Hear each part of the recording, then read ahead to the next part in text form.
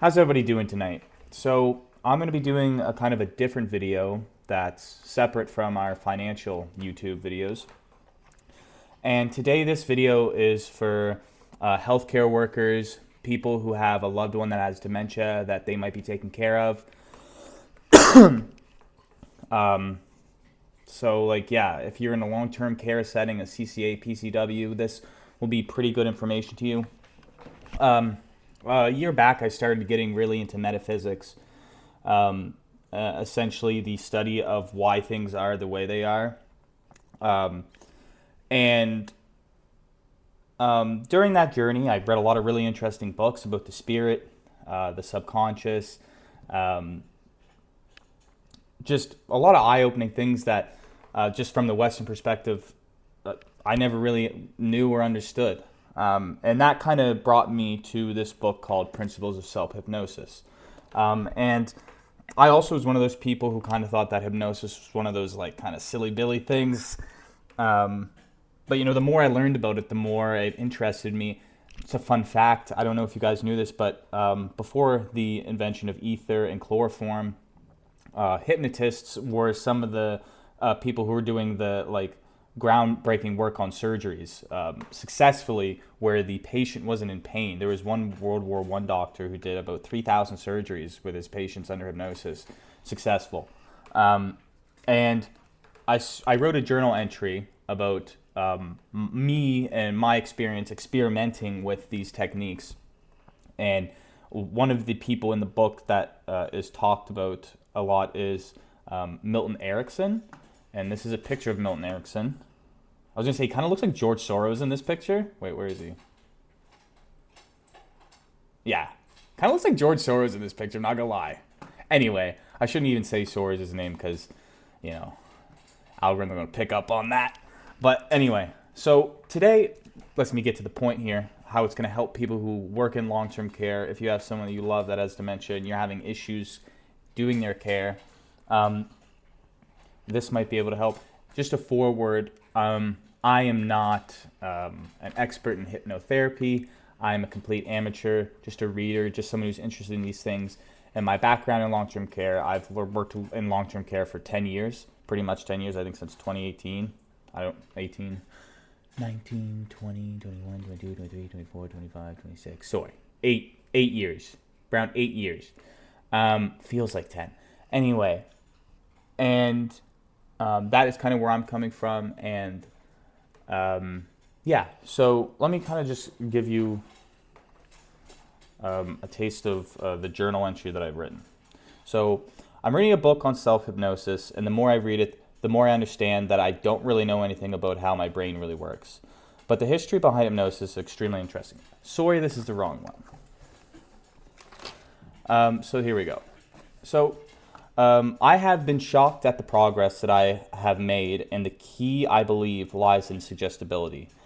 There must be something to do with dementia and high suggestibility.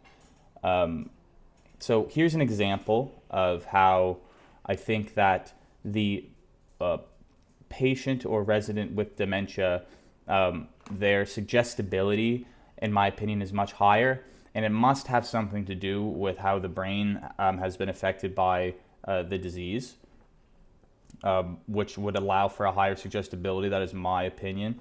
And these techniques don't work on everybody. I find that they have to be a certain demeanor almost, or a certain type of personality. But example, so this might be something you come into a lot as a long-term care worker. While doing care, a resident in bed refuses to roll, stopping you from being able to change his pad. Instead of trying to pull a little harder or asking them to move this or that way, start instead by getting the resident's attention and saying very clearly and positively, "Thank you for listening to my instructions. That means a lot. Thank you." Repeat this to them 2 or 3 times, even better if they respond.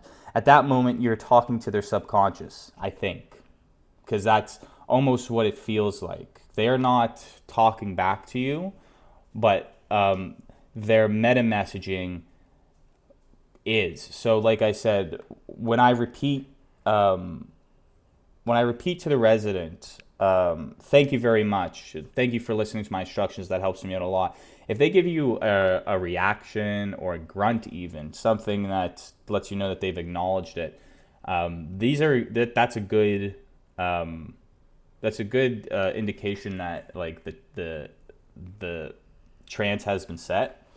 And you'll be shocked at how people who do not roll in bed, who fight, who push against, who like just, are a nightmare to roll right over for you like that. I mean, I couldn't believe it how accurately or how effective it was. It was incredible. And I'm only now starting to scratch the surface of this amazing science, and I'm excited to expand my skills and even use it on myself, because I have things that I'm trying to accomplish in the future, as far as like I'm trying to like quit marijuana, for instance. That's something that's like the last vestige in my life that I'm trying to get rid of. And so this is reading of these self-hypnosis books has helped a lot with me gearing up for that period in my life. For example, every day, I'm starting off by saying I'm preparing for a smoke-free period in my life, and I'm excited at the prospects that this will bring. And I might repeat that for 15 to 20, even 30 minutes while I'm walking the dog. And I can feel myself almost now getting excited for my quit date, which is around the end of August. So, I guess what I'm getting at is, we really, as Westerners, I think, miss so much of this metaphysical knowledge that's just laying out there right in front of us. We just don't take it seriously or think it's fugazi. I think we should be looking into it more. And also, hypnosis isn't, and the more I read about hypnosis, the more I learned about this fact. Hypnosis, no one has ever been harmed with doing hypnosis. The process of hypnosis hasn't damaged anyone's mind irreversibly or something like that.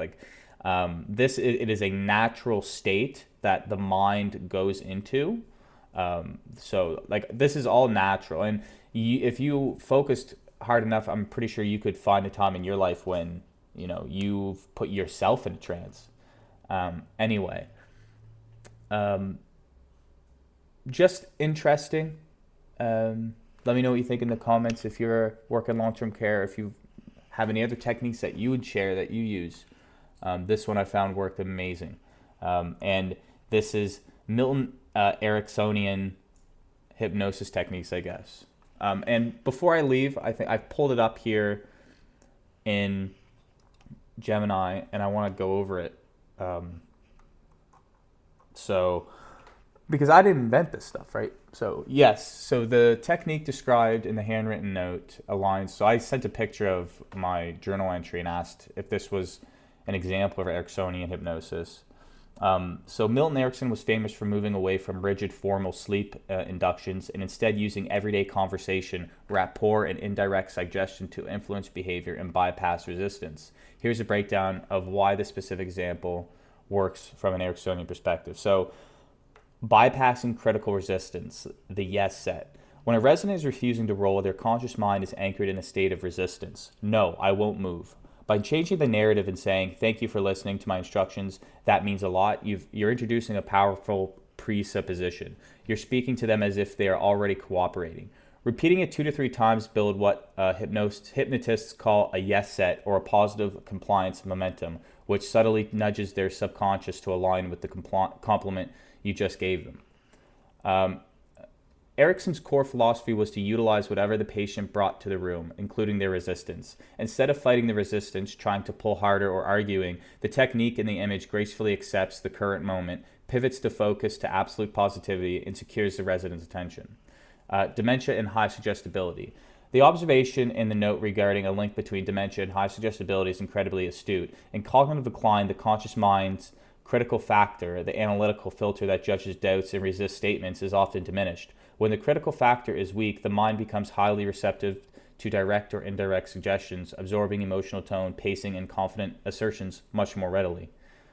Using positive and conversational suggestion to reduce distress and facilitate necessary physical care, like changing a pad, is beautiful, compassionate application of these principles. It preserves the resident's dignity and eliminates the need for physical struggle. And I mean, that's what we're trying to do, right? That is what we're trying to do, right? Is make sure that the resident is struggling as little as possible and is in the best mood possible, right? For everybody, for him, for me, for all. So this is amazing. I think that there should be workshops on this kind of thing for people in long-term care. Just incredible. Anyway, guys, let me know what you think. Or if there is someone doing that, let me know.